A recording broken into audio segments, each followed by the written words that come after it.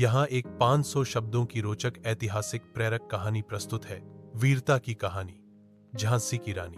भारत का इतिहास अनेक वीरांगनाओं की गाथाओं से भरा पड़ा है, लेकिन जब जब नारी शक्ति और साहस की चर्चा होती है तो झांसी की रानी लक्ष्मीबाई का नाम सबसे पहले आता है। उनकी कहानी केवल पराक्रम की नहीं, बल्कि आत्मसम्मान, स्वतंत्रता और मातृभूमि के प्रति अटूट निष्ठा की है। लक्ष्मीबाई का जन्म 19 नवंबर 1828 को वाराणसी में हुआ था। बचपन का नाम मणिकर्णिका था, लेकिन लोग उन्हें प्यार से मणु कहकर बुलाते थे। छोटी सी उम्र से ही वे असाधारण थीं।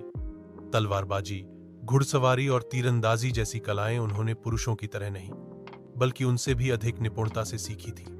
जब उनकी शादी झांसी के राजा गंगाधर राव से हुई तो वे झांसी की रानी लक्ष्मीबाई कहलाने लगी।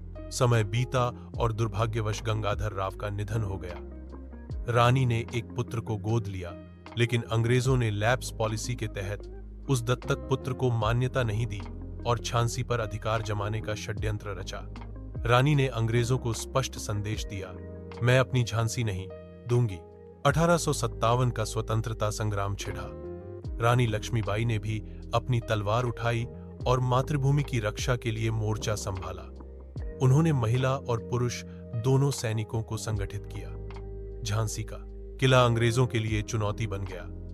रानी घोड़े पर सवार होकर युद्ध भूमि में उतरती और दुश्मनों से लोहा लेती।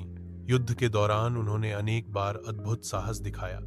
कहा जाता है कि जब अंग्रेजों ने किले को घेर लिया तो रानी ने अपने छोटे पुत्र को पीठ पर बांधा और घोड़े पर सवार होकर दुश्मनों की सेना को चीरते हुए निकल पड़ी। इस